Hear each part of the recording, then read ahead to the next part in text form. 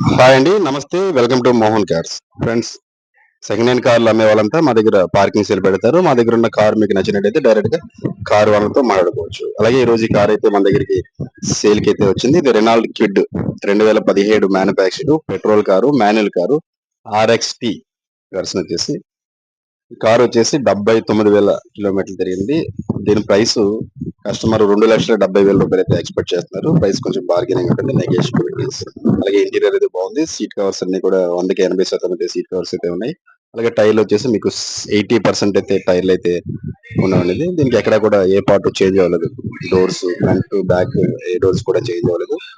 So ఈ car కి అయితే ఫైనాన్స్ కూడా చేయించడం జరుగుతుంది. ఈఎంఐ ఆప్షన్ కూడా ఉంటుంది.